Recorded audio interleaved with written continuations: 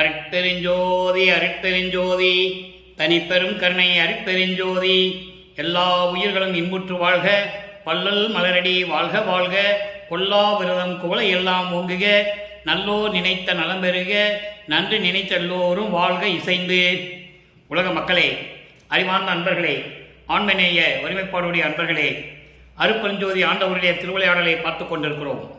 அருட்பெருஞ்சோதி ஆண்டவருடைய திருவிளையாடல் இந்த பிரபஞ்சத்திலே 4 யுகங்களிலும் முடிந்து கிரேத யுகம், திரேத யுகம், துவார யுகம், கலியுகம் 4 யுகங்களிலுமே முடிந்து கலியுகத்தினுடைய கடைசி கட்டத்தில் 1823ஆம் ஆண்டு தொடங்கி 30/1/1874 வரையிலும் அருட்பெருஞ்சோதி ஆண்டவருடைய திருவிளையாடலை திருவெட்பாவிலே இருந்து ஒவ்வொரு பாடலின் மூலமாக நாம் பார்த்து கொண்டிருக்கிறோம். பிரபஞ்சம் தோன்றிய காலத்திலிருந்தே சமயங்களும் மதங்களும் மார்க்கங்களும் தோன்றி அதை உருவாக்கிய தலைவர்கள் எல்லாம் சைவ சமய தலைவர்கள், இப்படி சமய தலைவர்கள், மத தலைவர்கள், மார்க்கங்களுடைய தலைவர்கள் எல்லாம் உருவாக்கி தங்கள் கற்பனைக்கு ஏற்றபடி இறைவனுடைய உருவங்களை உருவாக்கி அதற்கேற்ற ஆலயங்களை அமைத்து வழிபாட்டு முறைகளை அமைத்து மக்களை வழிபட செய்து விட்டார்கள். இந்த நிலைகளெல்லாம் மாறும்போது உலக மக்களுக்கென்று ஒரு தனி ஆன்மீக மார்க்கம் வேண்டும், இறை மார்க்கம் வேண்டும்.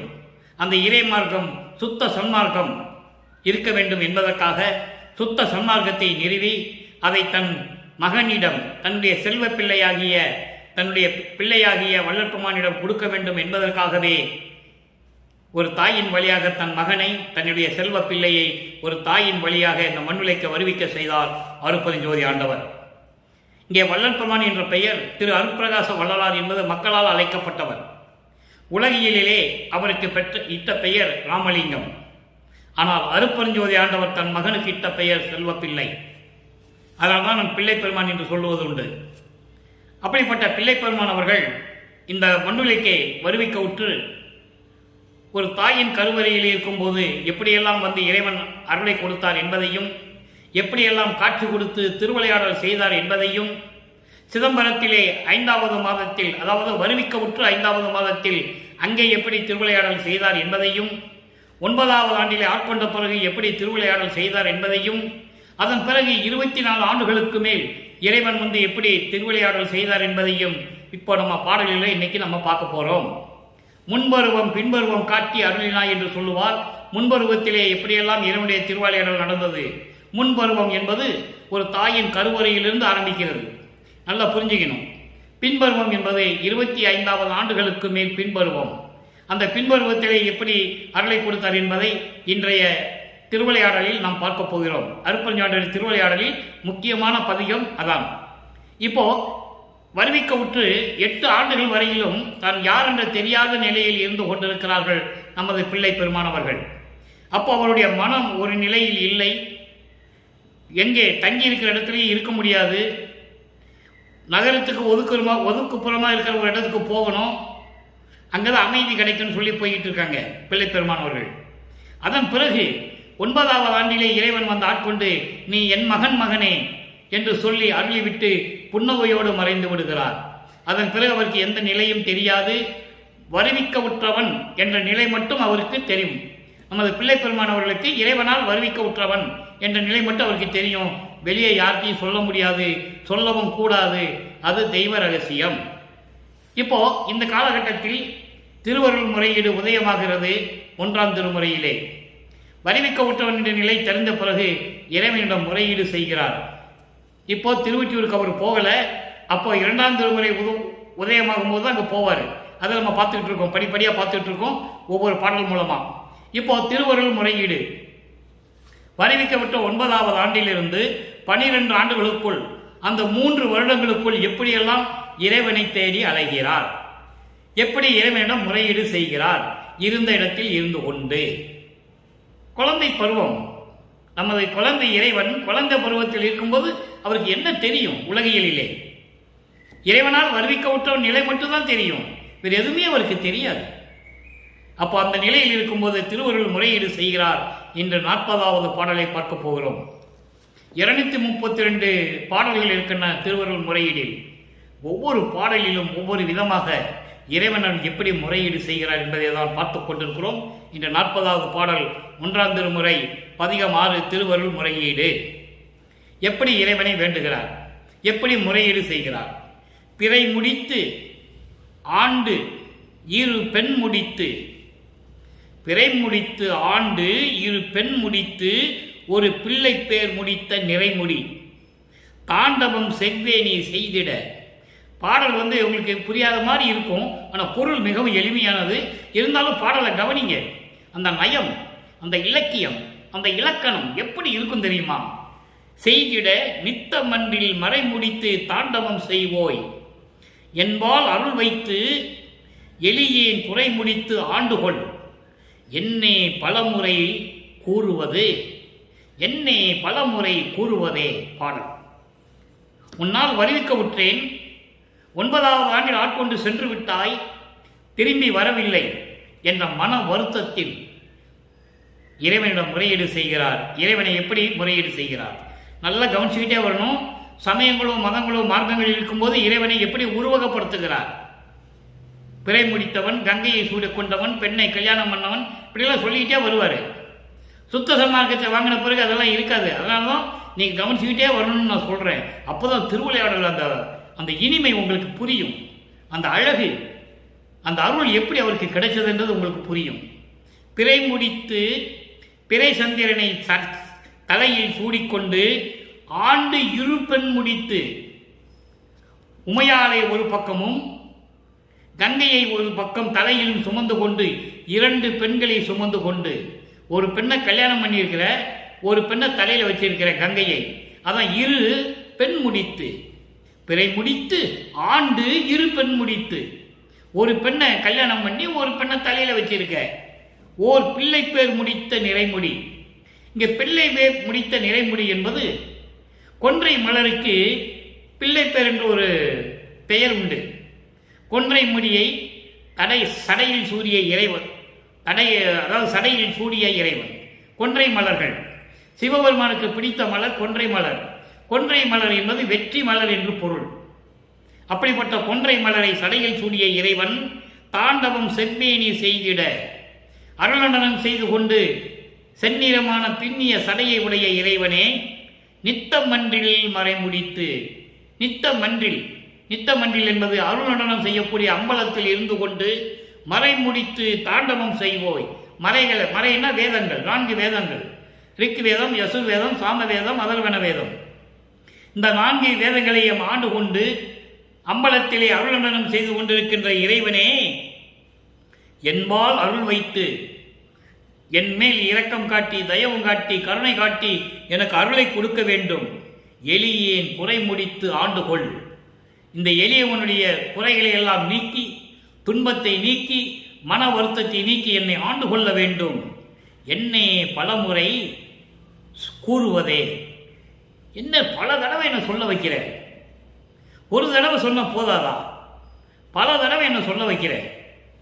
எவ்வளவு துன்பத்திலே மன வருத்தத்தில் இருக்க தெரியுமா சொல்லி முறையீடு செய்கிறார். இந்த பாடலுடைய விளக்கம் பாருங்க, கோர்வையா சொல்றேன். பிறை சந்திரனை சூடி ஒரு பெண்ணை மனம் முடித்து, அதான் உமையாளை மனம் முடித்து இன்னொரு பெண்ணை தலையில் சுமந்து செந்நிற பின்னிய சடையில் கொன்றை மலர்கள் சூடி அழியாத அம்பலத்திலே வேதங்களின் முடிமேல் அரசாட்சி செய்யும் இறைவனை உருவகப்படுத்துகிறார். பண்ணிதான் ஆகணும். சமயங்களும் மதங்களும் மார்க்கங்களும் சூழ்ந்திருந்த காலகட்டங்களில் இறைவனை இப்படிதான் வணங்கி கொண்டு இருந்தார்கள். சைவ சமயத்தை சேர்ந்தவர்கள் இப்படிதான் வணங்கி கொண்டிருந்தார்கள். ஒவ்வொரு சமயத்துக்கும் ஒரு தலைவன் உண்டு. சைவ சமயத்தின் தலைவன் சிவபெருமான். சிவபெருமானை பல பெயர்களில் சொன்னார்கள். திருவொற்றிலை தியாகராஜன் சொன்னார்கள், சிதம்பரத்திலே நடராஜன் என்று சொன்னார்கள், திருவாரூரிலே தியாகராஜன் என்று சொன்னார்கள், மதுரையிலே சொக்கநாதன் என்று சொன்னார்கள், மகாலிங்கம் என்று சொன்னார்கள். ஒவ்வொரு ஊருக்கும் ஒரு பேரை வச்சு சொல்லிட்டு இருந்தாங்க. அது பெரிய விளக்கம், அந்த விளக்கத்துக்குள்ள நம்ம போக வேண்டாம். சைவ சமய தலைவர்களை பெயர் வைத்து அழைத்துக் கொண்டிருந்தார்கள். இப்படிதான் வைஷ்ணவ சமய தலைவர்கள் திருமால், பிரம்மன், இந்திரன், இவங்கெல்லாம் வைஷ்ணவ சமயத்தை சேர்ந்தவர்கள். அது ஒரு குரூப்பு. அடுத்து கௌபால சமயத்தை சேர்ந்தவர்கள் முருகனை பற்றி சொல்லிட்டு இருந்தாங்க. காணாபத்திய சமயம் பிள்ளையார், சௌரம் சூரியன், வேதங்கள் எல்லாம் சூரியனை தான் வணங்கி கொண்டிருந்தன. நல்லா புரிஞ்சுக்கணும் நீங்க. அதுக்கப்புறம் சாகரம், அம்மை, அம்மையை பற்றி சொல்றது, அம்மாளை பற்றி சொல்றது. இப்படி ஒவ்வொரு சமய தலைவர்களும் அவங்களுக்கு ஏற்றபடி உருவத்தை வச்சுக்கிட்டாங்க. காளி, மாகாளி, அந்த காளி, சூகாளி, பத்திரகாளி, எத்தனையோ காளிகள், எத்தனையோ அம்மாக்கள், எத்தனையோ மாரியம்மாக்கள், இப்படியெல்லாம் சொல்லி வச்சு பேசிட்டு இருந்தாங்க. இதெல்லாம் இப்படியெல்லாம் நடந்து கொண்டிருந்த காலகட்டங்களில் நமது பிள்ளை பெருமான் திருவுருமுறையீடு செய்யும் போது சைவ சமயத்தை சேர்ந்த தலைவனாகிய தியாகராஜ பெருமானை உருவகப்படுத்துகிறார், சிவபெருமானை உருவகப்படுத்துகிறார். இவருக்கு தெரியாமையே சமயங்களையும் மதங்களையும் மார்கள் கடந்து போயிட்டே இருக்காரு. சரிய கிரிய யோக நிலையில கடக்கணும். இந்த 12 நிலைகளும் சமயங்களையும் மதங்களையும் மார்க்கங்களையும் சார்ந்தது. சரியை என்பது தன்னால் மனதில் உருவாக்கப்பட்ட கற்பனை உருவத்தை வைத்துக் கொண்டு வழிபாடு செய்வது, உருவ வழிபாடு. கிரியை என்பது அந்த உருவத்துக்கு வேள்வி வளர்த்து வேதங்கள் சொல்லி வளப்படுவது, யோக நிலையில் இருந்து கொண்டு அதை வழிபடுவது. இதான் இப்படிதான் சரியை கிரிய யோகம். இந்த 12 நிலைகளையும் இவர் அறியாமலே இவர் கடந்து கொண்டு இருக்கிறார். அதனால நீங்க புரிஞ்சுக்கணும். அவங்க அப்பா கிட்ட கேட்பாரு அருப்பஞ்சாண்ட ஒரு இடத்துல, நான் எப்படி இந்த சரியை கிரிய யோக நிலையில எனக்கு கடக்க தெரியாதே, நான் எப்படி கடந்து வர்றது, வழிமுறையை தெரியலையேன்னு சொல்லும்போது, நீ ஏற்கனவே கடந்து விட்டாய் மகனே, ஒரே வார்த்தையில சொல்லிடுவார். அந்த விளக்கத்துல நம்ம பின்னால பார்க்க போறோம். ஞான சரியிலிருந்து ஆரம்பிக்கிறது சுத்த சன்மார்க்கம். அதுக்கு தான் அவங்க அப்பா கிட்ட ட்ரைனிங் எடுப்பார். அவங்க அப்பா கிட்ட அங்கதான் எல்லா செயலும் எப்படின்னு சொல்லி தெரிஞ்சுக்குவார். அதை நம்ம விளக்கத்தை பார்க்க போறோம். இதை மட்டும் மனசுல வச்சுக்கங்க. அப்போ இப்படிப்பட்ட நிலையில் இருந்த இறைவனே, என் மீது இரக்கம் காட்டி அருள் செய்து இந்த எளியேனின் குறைகளை எல்லாம் நீக்கி கொடுக்க வேண்டும். நான் பல முறை எதற்காக இதையெல்லாம் சொல்ல வேண்டும்? ஒரு தடவை சொன்ன போதாதா? விரைவில் வந்து அருள்வாயாக என்று சொல்லி இந்த பாடலை நமக்கு அருளி இருக்கிறார்கள். இதான் திருவருள் முறையீடு. தான் யார் என்று தெரியாத நிலையில் 9வது ஆண்டில் இறைவன் ஆட்கொண்ட பிறகு திருவருள் முறையீடு செய்கிறார். அடுத்து ஆண்டுகள் கடக்கின்றன. 13வது ஆண்டில் அடியெடுத்து வைக்கிறார். வருவிக்க உற்று 13வது ஆண்டில் அடியெடுத்து வைக்கும் போது திருவொற்றியூர் செல்லுகிறார். திருவொற்றியூரில் தான் 2ஆம் திருமுறை உருவாகிறது. அதன் பிறகு திருமுல்லை வாயில், திருவள்ளித்தாயம் எல்லாம் நடக்குது. நம்ம அதை பின்னால் படிப்படியாக பார்க்க போறோம். இப்போ திருவொற்றியூருக்கு போறார். திருவொற்றியூரில் என்ன நடக்குது? பதிகம் 4 நமச்சிவாய சங்கீர்த்தன லகிரி என்ற ஒரு பதிகம். இல்ல 10 பாடல், ஏற்கனவே 8 பாடலை பார்த்துட்டோம். இன்னைக்கு 9வது பாடல். அந்த பாடல்ல சொல்லுவாரு, நான் நமச்சிவாயத்தை மறவேனே சொல்லுவார். இதற்கு முன்னால் இருக்கிற பதியத்தில் நம்ம பார்க்கும்போது மனதிடம் சொல்லுவது போல, உள்ளத்திடம் சொல்லுவது போல நமக்கு அருளி இருப்பார்கள். அதை நம்ம பார்த்துட்டோம். அதை ஏன் சொன்னாருன்னா, மனதை ஒரு நிலைப்படுத்த வேண்டும். மனம், சித்தம், புத்தி, அகங்காரம் இதை கடக்கணும். இவரை அறியாமலேயே இவர் கடந்து கொண்டிருக்கிறார். இறைவன் திருவிளையாடல் செய்து கொண்டிருக்கிறார். மனதை ஒரு நிலைப்படுத்த வேண்டும். புறம்பு போல தாவிக்கு செல்லக்கூடிய மனதை ஒரு நிலைப்படுத்த வேண்டும் என்றுதான் அந்த பதிகம் உருவாகிறது. இறைவன் மறைமுகமாக மகனிடம் மனதில் உறுத்தி, மனதில் விளக்கை அதை செய்ய சொல்லுகிறார். இவர் அறியாமலே அதை செய்து கொண்டிருக்கிறார். மனநிலையை கடந்து கொண்டிருக்கிறார். நல்லா புரிஞ்சுக்கணும். அப்போ இந்த நமச்சிவாயத்தை நான் மறவேன்னு சொல்றார். அந்த கரணங்களை கடக்கணும். அந்த கரணங்களை கடந்தாதான் பூதங்களை, தத்துவங்களை எல்லாம் கடக்க முடியும். ஆன்ம தத்துவம் 24 இருக்கு. அதான் பிரம்ம தத்துவம். அந்த தத்துவங்களை கடந்து போகணும் இல்ல? அப்ப படிப்படியா போயிட்டு இருக்கிறார். இவரை அறியாமலேயே இறைவன் திருவிளையாடல் செய்து கொண்டு அவரது மனநிலையை ஒரு நிலையில் இல்லாமல் வைத்து அதன் பிறகு திருவொற்றியூருக்கு அனுப்புகிறார். இவர் அறியாமலேயே திருவொற்றியூர் செல்லுகிறார். அங்கே மனதை ஒருநிலைப்படுத்தி அதை கடந்து கொண்டிருக்கிறார். அந்த கரணங்களை கடக்க வேண்டும். அதுக்காக தான் திருவொற்றியூர் போறாரு. நல்லா மனசுல வச்சுக்கணும். அன்பர்களே, இந்த விளக்கமெல்லாம் எந்த நூல்லையும் கிடையாது. இறைவன் கொடுத்த, எனக்கு கொடுத்த விளக்கம். இந்த வள்ளலார் ஊழியனுக்கு இறைவனால் அருளப்பட்ட விளக்கம். அதனால்தான் இவ்வளவு உறுதியாகவும் உங்களிடம் என்னால் சொல்ல முடிகிறது. அப்போ அந்த மனநிலையை எப்படி சொல்கிறார் பாருங்க. நமச்சிவாயத்தை நான் மறவேனே அப்படின்னு சொல்லுவார். இந்த நிலையில் இருக்கும்போது அவர் சொல்லிதான் ஆகணும். காலத்தின் கட்டாயம். இவர் விரும்பி சமயங்களிலும் மதங்களிலும் மார்க்கங்களிலும் கூறப்பட்ட நெறிகளில் அவர் இல்லை.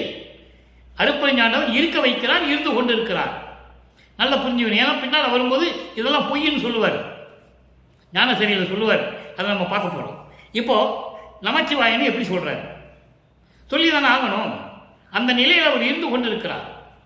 நல்லா பாருங்க. 9வது பாடல். வன்மை செய்திடும் வறுமை வந்தாலும், வன்மை செய்திடும் வறுமை வந்தாலும், மகிழ்வு செய்யும் பெரு வாழ்வு வந்தாலும், புன்மை மங்கையர் புணர்ச்சி நேர்ந்தாலும், பொருந்தினாலும் நின்றாலும் சென்றாலும், தன்மை இல்லவர் சார்பு இருந்தாலும் சான்ற மேலவர் தம்மை அடைந்தாலும் நன்மை என்பன யாவையும் அளிக்கும் நமச்சிவாயத்தை நான் மறவேனே. சொன்னது உண்மை. இதை ஏன் வலியுறுத்தி சொல்லுகிறேன் என்றால், இதுவரையும் வள்ளல் பெருமானை பற்றி பேசியவர்கள், பேசிக் கொண்டிருப்பவர்கள் இன்னும் பேசுவார்கள். காரணம், அவர் அப்படிதான் இருந்தாரியா, நம்ம அப்படிதான் இருந்து வரணும். மக்களை திசை திருப்புவது. சுத்த சன்மார்க்கம் என்பது சமயங்களோ மதங்களோ மார்க்கங்களும் சாராத மார்க்கம். இவர் இருந்தது உண்மை.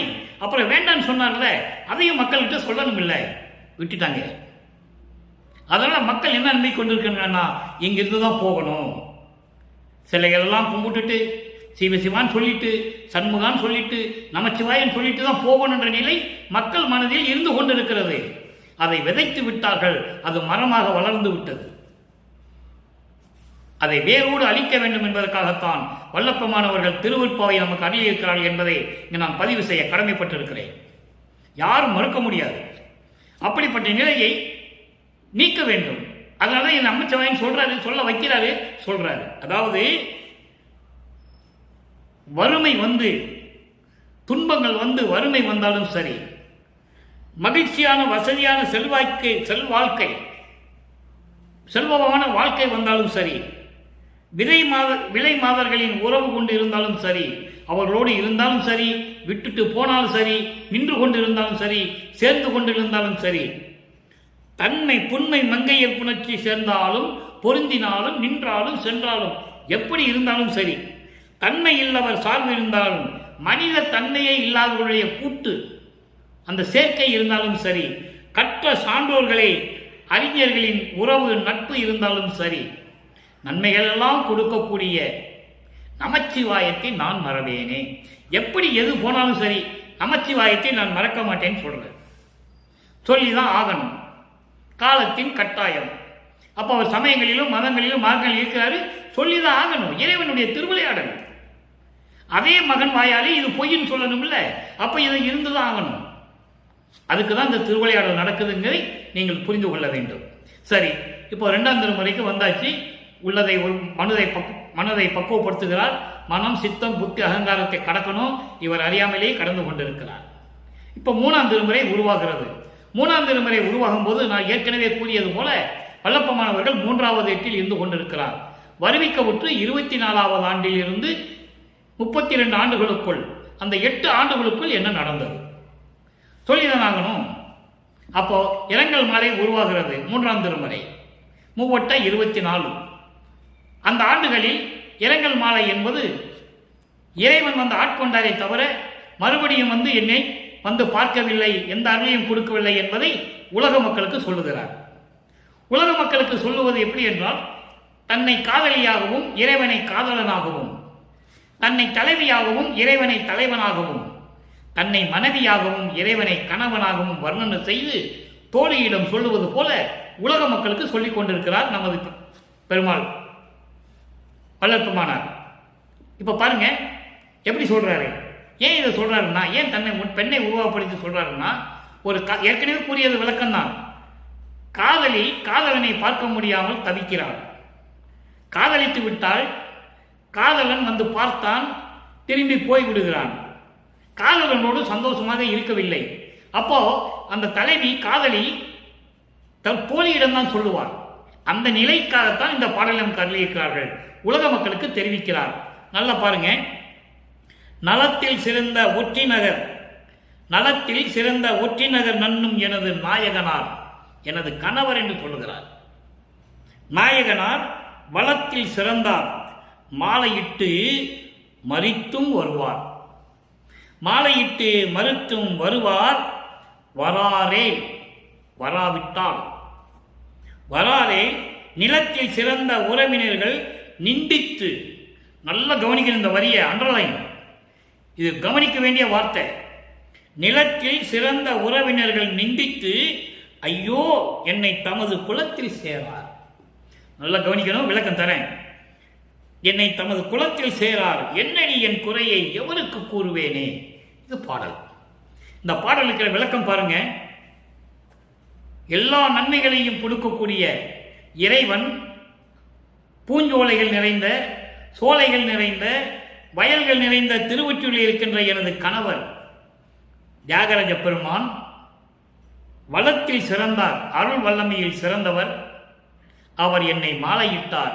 நான் ஏற்கனவே கூறியிருக்கிறேன், மாலையிட்டார் என்பது ஆட்கொண்டது. என்னை மாலையிட்டார், அதன் பிறகு சென்று விட்டார், ஆனால் மீண்டும் வருவார். எவ்வளவு உறுதியாக சொல்றாங்க நீங்க புரிஞ்சுக்கணும். ஆட்கொண்டு சென்று விட்டார், 9வது ஆண்டிலே ஆட்கொண்டு சென்று விட்டார். அது பிறகு இதுவரைக்கும் வரல, 24 ஆண்டுகள் வரைக்கும் வரல, ஆனால் வருவார். வந்தார். வராவிட்டால் நிலத்தில் சிறந்த உறவினர்கள். நிலத்தில் சிறந்த உறவினர்கள் என்பது இந்த மண்ணுலகிலே நான் ஒரு தாயின் வழியாக வருவிக்க உற்று அதனால் ஏற்பட்ட உறவுகள் இருக்கிறதே, அற்புதமான இடம். நீங்க நல்லா கவனிக்கணும். கூட பிறந்தாரு, அதெல்லாம் ஒரு பக்கம் இருக்கட்டும், அது உலகியல் விளக்கம். 2 அக்கா 2 அண்ணன் அவங்களோட பிறந்தாருன்றதா உலகியல் விளக்கம். அது ஒரு பக்கம் இருக்கட்டும், தவறில்லை. ஆனால் இதனுடைய இந்த வரிக்கு அர்த்தம் என்ன பாருங்க, நிலத்தில் சிறந்த உறவினர்கள். இறைவனிடம் சொல்றாரு, உன்னாலே வருவிக்க விட்டு ஒரு தாயின் வழியாக நான் வருவிக்க விட்டதனால் அதனால் ஏற்பட்ட உறவுகள் இருக்கிறதே, அண்ணன் என்ற உறவு, அக்கா என்ற உறவு, அக்கா பெண் என்ற உறவு, பெற்ற தாய் என்ற உறவு. இந்த உறவினர்கள் எல்லாம் சேர்ந்து நிந்தித்து என்னை அவமானப்படுத்தி மனத்தில் துன்பப்படுத்தி எப்படியெல்லாம் நடந்து கொண்டிருக்கிறார்கள். அவர்கள் குலத்தில் என்னை சேரார். அவங்களோட என்னை சேர்க்க மாட்டாங்க. நீ வந்து அருளை கொடுக்காவிட்டால், என்னை ஆட்கொண்டு மறுபடியும் அருளை கொடுக்காவிட்டால் இவர்கள் எல்லாம் உங்க குலத்தில் என்னை சேர்க்க மாட்டார்கள். நான் எங்க போவேன், என்ன செய்வேன்? பதில் சொல்லு. ஒரு தாயின் வழியாக வருகை கூட்டாது தானே. 2 அண்ணங்க 2 அக்கான்னு சொல்றாங்க, அக்கா பொண்ணு தனக்கோடின்னு சொல்றாங்க. இது உறவு தானே. ஒரு தாயின் வழியால் வந்ததனால் ஏற்பட்ட உறவு தான், உண்மைதான். அது இல்லை என்று யாரும் மறுக்க முடியாது. அப்படிப்பட்ட உறவுகளுக்காரர்கள் எல்லாம் சேர்ந்து என்னை மன வறுப்படுத்தி, என்னை மனம் வருத்தப்படி நிந்தித்து அவருடைய குலத்தில் என்னை சேர்க்க மாட்டார்கள். அவர்கள் குலமாகிய அந்த குலத்தில், அந்த ஜாதியில் என்னை சேர்க்க மாட்டார்கள். என்னடி தோழியே, இந்த குறையை நான் யாரிடம் போய் சொல்லுவேன்? உலக மக்களை, இந்த குறையை நான் யாரிடம் போய் சொல்லுவேன்? வருவிக்க உற்றனை அருளை கொடுக்காவிட்டால், ஏற்றுக்கொள்ளாவிட்டால், இந்த மண்ணில் வந்ததனால், ஒரு தாயின் வழியாக வந்ததனால் அதனால் ஏற்பட்ட உறவுகள், உறவினர்கள், தாய், அண்ணன், அக்கா, தம்பி, இப்படியெல்லாம் உறவுகள் இருக்கதானே செய்யும். இந்த உறவுகள் எல்லாம் என்னை நிந்தித்து மன வருத்தமடை செய்து, ஐயோ அவர்கள் குலத்தில் சேர்க்க மாட்டார்கள், என்னை அவங்க கூட்டத்தில் என்னை சேர்க்க மாட்டாங்க, ஒதுக்கி வச்சுக்குவாங்களே, இந்த குறையை நான் யார்கிட்ட போய் சொல்லுவேன்னு சொல்றாரு. எவ்வளவு அற்புதம் பாருங்க. இப்படிதான் ஒவ்வொரு பாடலிலும் நமக்கு அறிவிக்கிறார்கள். ஆனால் உலக மக்களுக்கு யாரும் தெரியப்படுத்தவில்லை. ஒரு தாய் பெற்று கொடுத்தது உண்மை, தெளிவா சொல்லுவாரு. நல்ல கவனிங்க. உரைநடை பகுதியிலே இருக்கு, திருவொற்றியூரிலே இருக்கு. உபசாரத்தால் பெற்ற தாய் என்பால் ஒருத்தியின் கருவறையில் நான் இருக்கும் போது என்று சொல்லுவார். விளக்க நான் பின்னால் தரப்போறேன், இன்னைக்கே தரப்போறேன். பாடல் இருக்கு, நல்லா கவனிச்சுக்கிட்டே வாங்க. பெற்று கொடுத்த தாய் புண்ணியவதி. யோகம் செய்தவர்கள், புண்ணியம் செய்தவர்கள் நமது குழந்தை இறைவனை 10 மாதம் வயிற்றிலே சுமந்து கொடுத்தார்கள். இல்லை என்று யாரும் மறுக்க முடியாது. அந்த கருவறையிலே என்ன நடந்தது? நம்ம குழந்தை இறைவன் கருவறையிலே இருக்கும்போது அருட்பெருஞ்சாண்டவர் எப்படியெல்லாம் அருளை கொடுத்தார், எப்படி காட்சி கொடுத்தார். ஒரு கருவறையிலே, இப்படிப்பட்ட கருவறையிலே ஏன் என்னை இருக்க வைத்து இந்த மண்ணுக்கு கொண்டு வந்தாய் என்று கேட்பார் மகாதேவ மாலையிலே 87வது பாடலில் இருக்கு. உன் விளையாட்டு, உன் திருவிளையாட்டு என்கிட்ட தான் காட்டணுமா, வேற ஆளே கிடைக்கலையான்னு கேட்பார். இவ்வளவு அற்புதங்கள்லாம் திருவொற்றியூரில் இருக்கு. ஆக 3ஆம் திருமுறை முடிவடைந்து விட்டது. 3ஆம் திருமுறை இரங்கல் மாலை. மாலையிட்டானை தவிர பிரிந்து வந்து எனக்கு அந்த அருளையும் கொடுக்கவில்லை. இப்படி கொடுக்காவிட்டால் உறவுகள் ஏற்பட்டதே, அந்த உறவினர்கள் எல்லாம் என்னை மன வருத்தமடை செய்கிறார்கள், நொந்து போகிறார்கள், வருத்தப்படுகிறார்கள்.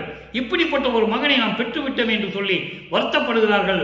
உலகியலில் இருந்து கொண்டு, உலகியல் வாழ்க்கையில் இருக்கிறவங்களுக்கு அதான் தெரியும். இவருக்கு தானே தெரியும் இவர் தெய்வத்துடைய குழந்தைன்னு. அதனால புரிஞ்சுக்கணும். நீங்க அந்த நிலையில் இருக்கும்போது சொல்லுகிறார், இந்த உறவினர்கள் எல்லாம் நொந்து கொண்டிருக்கிறார்கள், எனக்கும் மன வருத்தம் ஏற்பட்டு கொண்டிருக்கிறது, அவர்கள் குலத்தில் சேர்க்க மாட்டார்களே என்னை, நான் என்ன செய்வேன், இந்த குறையை நான் யாரிடம் போய் சொல்லுவேன் என்று சொல்லுகிறார். 3 திருமுறை முடிந்து விட்டது. 4ஆம் திருமுறை அடியெடுத்து வைக்கிறார். 4×8 = 32. 25வது ஆண்டிலிருந்து 32 ஆண்டுகளுக்குள் என்ன நடந்தது, ஒரே ஒரு சுருக்கமான விளக்கம் மட்டும். அந்த பாடல் வரும்போது உங்களுக்கு நான் விளக்கமாக சொல்லுவேன். இப்போ அதனுடைய சுருக்கத்தை சொல்கிறேன். அதனுடைய 25வது ஆண்டிலிருந்து தொடங்கிய முதல் திருவிளையாடல், இறைவனுடைய திருவிளையாடல், தனக்கோடி அம்மையாரின் தாலி கழுத்திலே தாலி கட்ட வைத்தது. இவர் தாலி திருமாங்கல்யத்தை கட்டினால்தான் அந்த அம்மாவுக்கு மோட்ச வீட்டை தர முடியும், அந்த சாபம் நீங்கும், எல்லா புண்ணியமும் அந்த அம்மாவுக்கு கிடைக்கும். அதனால தான் இவர் தாலி கட்டுகிறார் என்பதை நீங்கள் புரிந்து கொள்ள வேண்டும். இதை மனசில் வச்சுக்கங்க. இதை விளக்கம் வரும்போது உங்களுக்கு அது எவ்வளவு பெரிய விளக்கம்னு உங்களுக்கு தெரியும். நம்ம பார்க்க போகிறோம். பின்னால் பாடல் இருக்கு. இப்போவே அதை சொல்லிட்டோம்னா பிறகு திருப்பி அந்த பாடலை நான் சொல்ல முடியாது. நீங்கள் நல்லா புரிஞ்சுக்கணும். அது அந்த நிகழ்ச்சியை மட்டும் மனசில் வச்சுக்கோங்க. தனக்கோடிக்கு தாலி கட்டினது மட்டும் மனசில் வச்சுக்கோங்க. அப்போது விண்ணவர்கள்லாம் வாழ்த்துறாங்க. பிரம்மன் முதல் சொல்றாரு, பேரே சொல்றாரு, திருமால் பிரம்மன் முதல் எல்லோரும் வானவர்கள் மலர் தூவி வாழ்த்தினார்கள். நீயும் என் அம்மையும் என் தந்தையாகிய அருப்பெருஞ்சோதியும் என் தாயாகிய சிவகாமி வள்ளியும் வரவில்லை என்று என் மனம் எப்படி புண்பட்டது என்று கூறுவார். அதன் பிறகு 2 குதிரை மாட்டின தேரில் மணமக்களை வாழ்த்தியதெல்லாம் பாட்டில் இருக்கு. நம்ம அப்பப்போ வரும்போது நம்ம அதை சொல்றோம். இது மட்டும் மனசில் வச்சுக்கோங்க. இறைவனுடைய திருவிளையாடல். இப்போ 4ஆம் திருமுறை உருவாகிறது. அதிசய மாலை. இங்கே இறைவன் எப்படி அருளை கொடுக்கிறார். ஒவ்வொரு பதியத்திலும் ஒவ்வொரு பாடலில் இருந்தும் இறைவனுடைய தயவையும் கருணையினால் இந்த விளக்கம் நான் உங்களுக்கு கூறிக்கொண்டிருக்கிறேன். வேறு யாராலையும் சொல்ல முடியாது என்பதுதான் என்னுடைய அபிப்பிராயம். அதை கொஞ்சம் பெருமையாகவே சொல்லிக் கொள்கிறேன். அதிசய மாலை பாடலை பாருங்க. அன்னோ இது அதிசயம், இது அதிசயம் என் புகழுவேன். கடவுளே, என் இறைவனே, இந்த என்ன அதிசயம், நான் இதை எப்படி சொல்லுவேன். அருள் அருமை அறிந்தவர்கள் அருள் அமுதம் விரும்பி என்னோ இங்கு அருளாமை என்று கவன்று இருப்ப. நல்ல பொருள் பாருங்க. 2 வரிக்கு சொல்றேன். உன்னுடைய அருள் அருமையை அறிந்தவர்கள் உன்னுடைய அருள் அமுதம் வேண்டி விரும்பி தமம் கொண்டு இருக்கிறார்கள். அப்படிப்பட்டவர்கள் இருக்கும்போது எதற்காக நீ அருளை கொடுக்காமல் என்னிடம் வருகிறாய்? கவன்று இருப்ப என்றால் வருந்தி கொண்டிருக்க. எங்களுக்கு ஏன் அருளை கொடுக்க மாட்டேன் என்று சொல்லி உனதுடைய அருள் அருமையை அறிந்தவர்கள் எல்லாம் எதற்காக அருளை கொடுக்க மாட்டான் என்று சொல்லி வருந்தி கொண்டிருக்க, மனம் நொந்து கொண்டிருக்க, துன்பப்பட்டு கொண்டிருக்க, யாதும் ஒரு நன்றியிலே, எந்த ஒரு நன்றி இல்லாதவன் நான். சமயங்களிலும் மதங்களிலும் மார்க்கங்களிலும் ஈடுபட்டு அந்த நெறிகளிலே இருந்து கொண்டிருந்தவன் நான். தீது நெறி நடப்பேன் என்று சொல்றார். அதான் சொல்றார். தீது நெறி, தீமைகளை உடைய நெறிகள், சமயங்கள், மதங்கள், மார்க்கங்கள். தீமைகள் என்பது முரண்பாடுகள். ஒவ்வொன்றுக்கு முரண்பாடு இருக்கும். உதாரணத்துக்கு சொல்லணும்னா, இப்போ திருவொற்றியூரில் நடக்கிற வழிபாடு சிதம்பரத்தில் இருக்காது. சிதம்பரத்தில் நடக்கிற வழிபாடு மதுரையில் சொக்கநாதங்கிட்ட இருக்காது. மகாலிங்க சுந்தர மகாலிங்கிட்ட இருக்காது. இதை தான் அவர் சொல்றாரு. மாறுபட்ட கருத்துகள், முரண்பாடுகள் கொண்ட தீமைகளையே செய்து கொண்டிருக்கின்ற அந்த சமயங்கள், மதங்கள், மார்க்கங்களுடைய நெறிகளை நான் நடந்து கொண்டிருந்தேன், பின்பற்றி கொண்டிருந்தேன். அப்படிப்பட்ட எனக்கு முன்னும் பின்னும் அறியாத மூடமன புலையன். முன்ன பின்ன என்னன்னே தெரியாது எனக்கு. உலகில் ஒரு வார்த்தை சொல்லுவாங்க. யாராவது ஒரு பார்த்தா ஒரு சேட்டை செய்கிறவன், சண்டை போடுறவன், இவங்கெல்லாம் பார்த்தா உலக மக்கள் சொல்லுவாங்க, இவன் எல்லாம் ஒரு ஆளா முன்ன பின்ன தெரியாமல் நடந்துகிட்டு இருக்கான், என்ன ஆக போறானோ தெரியாதுன்னு சொல்லுவாங்க. அந்த வரி எங்க சொல்றாரு. முன்னும் பின்னும் அறியாத மூடமன புலையன். அப்படிப்பட்ட முட்டாள் நான். அதெல்லாம் எனக்கு தெரியாது. முழு கொடியே தீமையானவன் நான். என்னையும் கருதி, அண்டர்லைன், என்னையும் கருதி முன்னர் எழுந்தருளி என்னையும் ஒரு பொருளாக நினைத்து, ஐயோ மகனே துன்பப்படுகிறானே, நம்மளால் வருவிக்க விட்டவன் இத்தனை ஆண்டுகள் துன்பப்பட்டு விட்டானே என்று சொல்லி என் முன் எழுந்தருளி. இறைவனுடைய திருவிளையாடல் நடக்குது. என் முன் எழுந்தருளி தன்னோடு இணைந்த வண்ணம், தன்னோடு இருக்கின்ற அருப்பெருஞ்சோதி தன்னோடு இணைந்த வண்ணம் ஒன்று எனக்கு கொடுத்தான். அவனிடம் இருக்கிற ஒரு அருள் ஆற்றலை எனக்கு கொடுத்தான். ஒன்று கொடுத்தான் என்று சொல்லுவார். ஒன்று அண்டர்லைன். நல்லா நினைச்சுக்கங்க, அது விளக்கம் பின்னால் வரும். இப்போ நான் சொல்லிடுறேன் சுருக்கமா. அருட்பெருஞ்சோதியை கொடுத்தான், எல்லா அருளையும் கொடுக்கக்கூடிய ஒரு கொடையை கொடுத்தான் என்று இங்க சொல்லுகிறார். தனித்த சிவகாமி வள்ளிக்கு இனித்த நடத்தவனே, என் அம்மை சிவகாமி வள்ளி மகிழும்படி என் அருள் அம்மை என்னை ஒரு கை தூக்கிவிட்ட பராசக்தி என்று சொல்லுவார் ஒரு பாடலிலே, 6ஆம் திருமுறையிலே உண்டு. நல்லா கவனிச்சுக்கங்க. லட்சுமி, சரஸ்வதி, ருத்திரை, இவங்க 3 பேர் வேற. இவங்க 3 பேரும் திருமால், பிரம்மன், ருத்திரனுடைய மனைவிகள். புராணங்களில் இருக்கு, வளர்ப்பமன் சொல்றார். இவங்க 3 பேரும் சிவகாமி வள்ளியை வணங்குறாங்க. அப்போ சிவகாமி வள்ளி யாரு? பாட்டில் இருக்கு, விளக்கங்கள்லாம் பின்னால் வந்துகிட்டு இருக்கும், சுருக்கமாக சொல்றேன். அதே மாதிரி ருத்திரன் வேற, சிவபெருமான் வேற, நடராஜன் வேற. இவங்கெல்லாம் சமயத்தலைவர் சேர்ந்த ஒரு குரூப்பு. நல்லா புரிஞ்சுக்கணும் நீங்க. இவங்கெல்லாம் சேர்ந்து அருட்பெருஞ்சோதியை வணங்குறாங்க.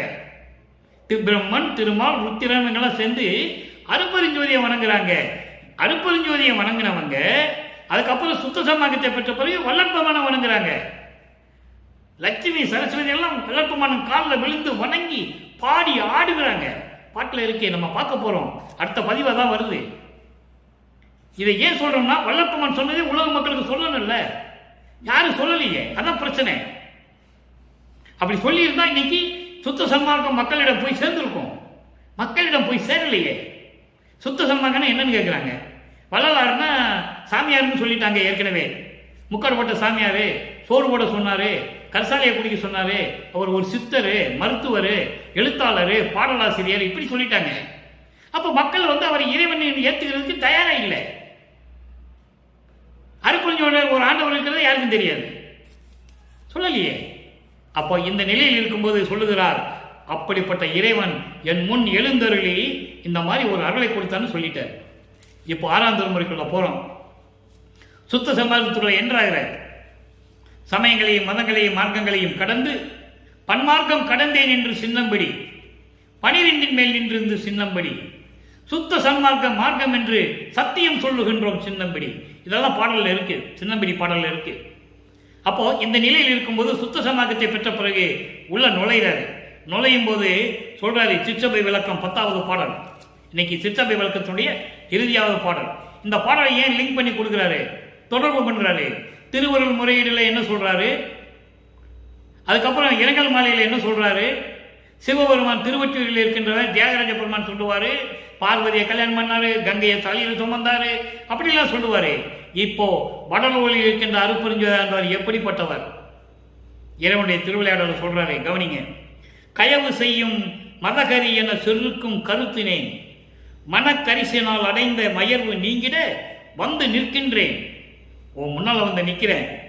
வள்ளலே உன்றன் மனக்குறிப்பு அறியேன், உயவு வந்து அருள் புரிந்திடாயேல் என் உயிர் தரித்திடாது உன் அடி ஆணை, தயவு செய்து அருள்வாய் வடல் அரசே, சத்திய சபை தனி பெரும்பதியே.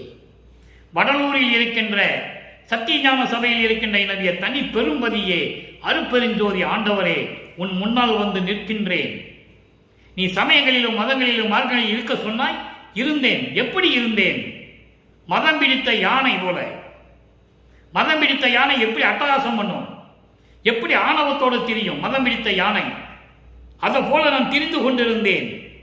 மன துன்பத்தினால் அடைந்த மயக்கம் நீக்கிட, மன துன்பம் உன்னால வரிவிக்க விட்டோம் என்று தெரிந்த பிறகு எத்தனை ஆண்டுகள், அத்தனை ஆண்டுகளும் நான் பட்ட துன்பத்தை மனசிலே சுமந்து கொண்டு அந்த மாயங்களையும் மயக்கங்களையும் நீக்குமாறு உன் முன்னால் வந்து நிற்கின்றேன்.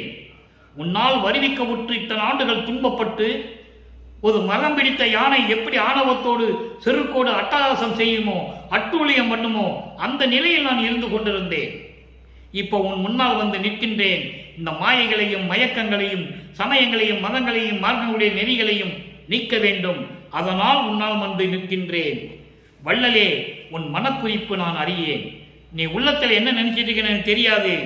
தயவோடும் கருணையோடு வந்து நீ அருள வேண்டும். நீ அருளை கொடுக்காவிட்டால் என் உயிர் என்னிடம் இருக்காது.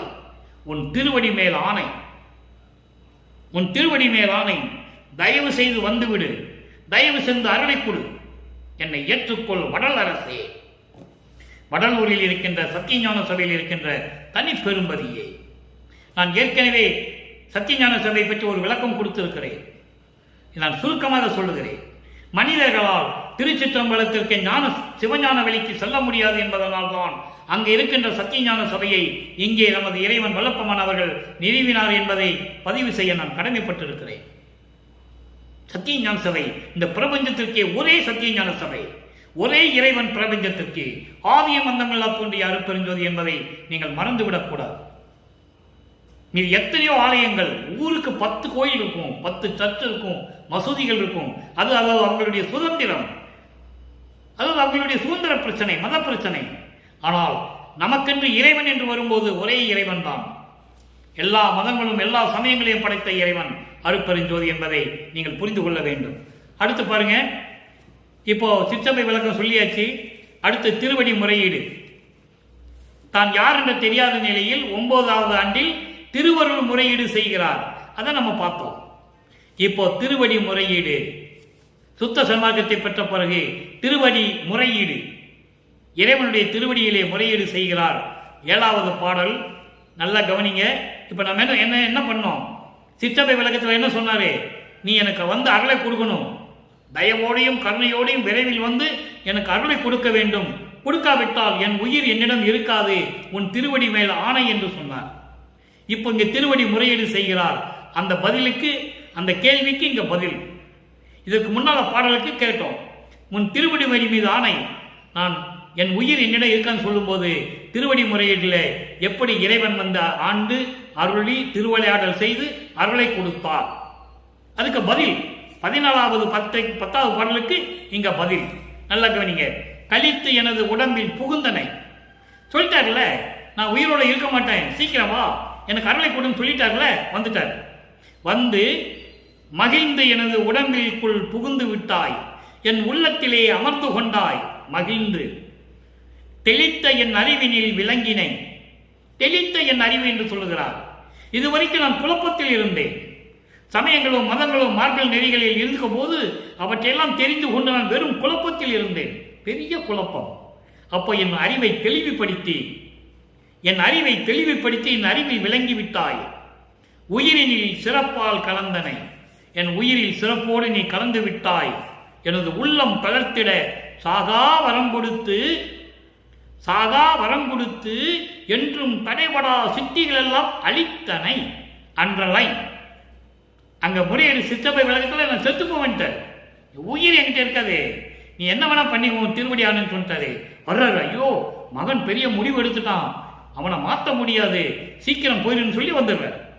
வந்து எல்லாம் கொடுத்துட்டாரு. அறிவில் விளங்கிட்டேன், அதெல்லாம் நீக்கிட்டேன், என் உடம்புல புகுந்துட்ட, எல்லாம் பண்ணிட்டேன். அடுத்து சொல்றாரு பாருங்க, என் உள்ளம் தளர்ந்திட என் உள்ளம் மகிழ்ச்சி பொங்க சாகா வரத்தை கொடுத்து என்றும் தடைபடா சித்திகள் எல்லாம் அளித்தனை. தடைபடாத சித்திகள் அத்தனையுமே, பிரபஞ்சத்தை இயக்கக்கூடிய சித்திகள் என்னென்ன இருக்கோ அத்தனையுமே, அதை நம்ம தனித்தனியா சொல்லணும். நிறைய விளக்கங்கள் இருக்கு. நீங்க எல்லா சித்தியும் எடுத்துக்கோங்க. சுருக்கமா சொல்ல போனா முத்தேகம், ஏற்கனவே மரணமில்லா பெருவாழ்வு சொல்லிட்டாரு, தத்துவங்களை கடந்தது, எல்லாவற்றையும் நிகிரம் செய்தது, சாகா கல்வியை கற்றது, எல்லாமே சித்திகள். 5 தொழிலை கொடுத்தது, படைத்தல், காத்தல், அழித்தல், மறைத்தல், அருளல், இந்த 5 தொழிலையும் கொடுத்தது, எல்லாமே சேர்த்து மொத்தமா எல்லா சித்திகளும் அளித்தனை என்று சொல்லிட்டாரு. எனக்கென்ற வார்த்தை திருவற்பாவில கிட்டத்தட்ட ஒரு 1200 இடங்கள்ல இருக்கு. எனக்கு மட்டும், எனக்கு தான் சொந்தம், வேற யாருக்கும் கிடையாது, பங்கு கிடையாது யாருக்கும். ஏன்னா ஏற்கனவே 5 தொழிலை பிரித்து கொடுத்தாருல, பங்கு போட்டு கொடுத்தாரு. இப்போ மொத்தமாக இவர்கிட்ட கொடுத்துட்டாரு. அதான் சொல்றாரு, எனக்கே அளித்தனை என் பெருங்கருணை அடியேன் மேல் சொல்லி இந்த பாடலை கொடுத்துட்டாரு. நேரம் நெருங்கி கொண்டிருக்கிறது, வேகமாக சொல்லணும். பிள்ளை பெருவிண்ணப்பம் 45வது பாடல், பதிகம் 20. அருளினை அளிக்கும் அப்பனே, உலகில் அன்புளார் வழிந்து எனக்கு ஈந்த பொருளினை வாங்கி போன போதெல்லாம் புழுங்கிய புழுக்கம் நீ அறிவாய். மருளும் அப்பொருளை சாலகத்து எரிந்து மனமிக இழைத்ததும் பொருளால் இருள் ஊறும் என நான் உள்ளம் நடுங்கியதும் எந்தை நின் திருவுள்ளம் அறியுமே. எல்லா அருளையும் கொடுக்கக்கூடிய என் அப்பா அருட்பெருஞ்சோதியே, நான் சமயங்களிலும் மதங்களிலும் மார்க்கங்களில் இருந்து கொண்டிருந்த போது இந்த உலகிலே என் மீது அன்பு கொண்டவர்கள் கொடுத்த பொருளை எனக்கு வாங்கும் போதெல்லாம் என் மனம் புழுங்கிய புழுக்கம் உனக்கு தெரியும். மறுக்க முடியாது. அன்பு கொண்டவர்கள் ஏதாவது கொடுக்கும்போது மறுக்க முடியாது. அதை வாங்கிட்டேன், அதை வாங்கிட்டோம்னு சொல்லி என்னுடைய மனம் எப்படி புழுங்கியது தெரியுமா? அதோடு மட்டுமல்ல, மாயையும் மயக்கத்தையும் கொடுக்கக்கூடிய இந்த உலக விடயங்கள், மண்ணாசை, பெண்ணாசை, பொன்னாசை, இதெல்லாம் நான் கொண்டு போய் அவங்க கொடுத்த பொருளை எல்லாம் கொண்டு போய் சாக்கடையில எரிஞ்சேன். சாதகம் என்பது சாக்கடை. அப்ப அந்த சாக்கடையில எரியும் போது என் மனம் எவ்வளவு புண்பட்டது தெரியுமா? இந்த பொருள்களினால் நமக்கு என்னைக்கு இருந்தாலும் அறியாமை வந்துவிடும், மாயை வந்துவிடும் என்று சொல்லி என் உள்ளம் நடுங்கியது. என் தந்தையை உன் உள்ளம் அறியுமே என்று சொல்லி பாடலை கொடுக்கிறார். அடுத்து தனித்திரளங்கள். நல்ல கவனிங்க, அற்புதமான பாடல், 4 வரிதான், அற்புதமாக இருக்கும். 58வது பாடல். மேவி என் உள்ளகத்தில் இருந்து மேலும் என் ஆவியில் கலந்து இவன் அவன் என்று ஓதும் ஓர் பூவியல் பேதமும் போக்கி ஒன்றதாய் தேவியல் புரிந்தனன் சிதம்பரேசனே. சிதம்பரம் சொன்ன உடனே உங்க ஞாபகம் அங்கே போயிடக்கூடாது, நடராஜன் கிட்ட போயிடக்கூடாது. சிதம்பரம் என்பது அருப்பெருஞ்சோதி. அது ஊர் பேர் இல்லை, அருப்பெருஞ்சோதி பேரு. அதை சிதம்பரம்னு வச்சது அருப்பெருஞ்சோதி. யாருக்கும் தெரியாது, இவர் தான் சொல்றாரு. சிதம்பரேசனே, அருப்பெருஞ்சோதியே, அதாவது என் உள்ளத்திலும் புகுந்து என் உயிரிலும் கலந்து இவன் அவன் என்ற வேறுபாடு இல்லாமல். இப்ப இந்த உலகியல்ல சொல்லுவாங்க இவன் அவன் என்று சொல்லுவார்கள். அந்த வேறுபாடு இல்லாமல் 2 பேரும் ஒண்ணுதான் என்ற நிலையை உருவாக்கி என்னுடன் கலந்து ஒன்றாகி இவன் அவன் என்ற பேதத்தை போக்கி, உலகியல் பேதத்தை போக்கி, அதான் பூவியல் பேதம் என்று சொல்லுகிறார். உலகியல் பேதத்தை போக்கி நாங்கள் 2 பேரும் ஒண்ணுதான் சொல்லி தேவியல் புரிந்தனன், கடவுள் நிலையை எனக்கு கொடுத்து விட்டான் சிதம்பரேசனே. அருப்பெருஞ்சோதி அந்த நிலையை எனக்கு கொடுத்து விட்டான்னு சொல்றாரு. இவன் அவன் சொல்லக்கூடாது. ஒரு பாடலிலே சொல்லுவார் நண்பர்களே, இவன் அவனாகி விட்டான் என்று சொல்லுவார். அதான் இங்க சொல்றாரு, இவன் அவனாகி விட்டான் என்று சொல்லுவார். அதாவது இவன் என்பது நான் இந்த மண்ணுலக்கு வருவதற்கு முன்னாலேயே நான் இறைவனின் செல்வ பிள்ளையாக இருந்தவன். அதன் பிறகு உலகியலிலே இங்க வந்த பிறகு எனது உறவினர்கள் என்பது அவர்களிடம் இருந்ததுதான் உறவினர்கள். அவர்கள் வைத்த பேர் ராமலிங்கம்.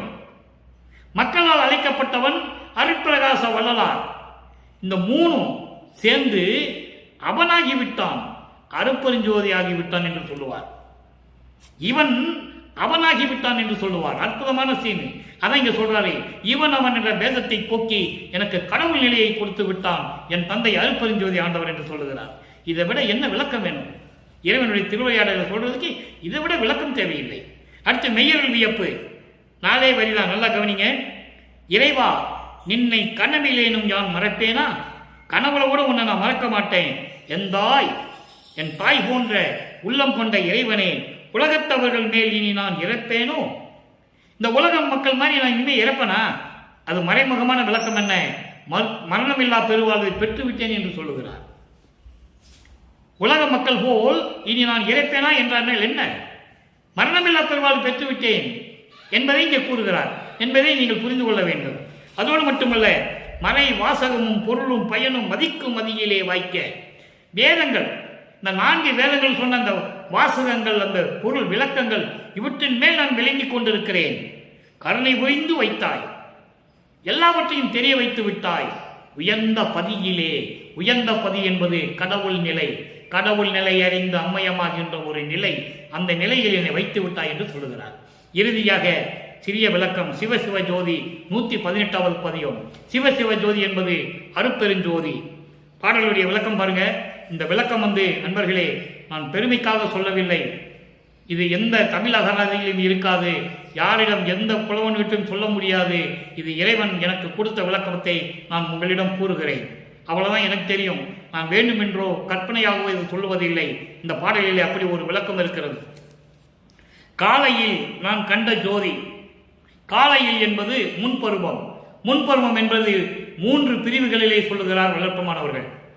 1, ஒரு தாயின் கருவறையிலே இருக்கும்போது இறைவனை கண்ட காட்சி. 5வது மாதத்திலே வருவிக்க உற்று 5வது மாதத்திலே தில்லையிலே வெட்ட வெளியாக காட்டிய ஜோதி அருப்பெருஞ்சோதி. கருவறையிலே இருக்கும்போது அருளமுது ஊட்டியது, கருவறையிலே வெளிச்சத்தை காட்டியது, தென்றல் காற்று வீசியது. அதெல்லாம் நம்ம சொல்லியாச்சு. இதெல்லாம் முன்பருவம். அதன் அடுத்து 9வது ஆண்டிலே ஆட்கொண்டது. அதை நம்ம தினமும் பேசிக்கிட்டு இருக்கோம். 4வது 24வது ஆண்டில் ஆட்கொண்டது. இதான் காலையில் என்று சொல்லுகிறார். காலை என்பது இளம் பருவத்திலே, இளம் பருவம் என்பது முன் பருவத்திலே.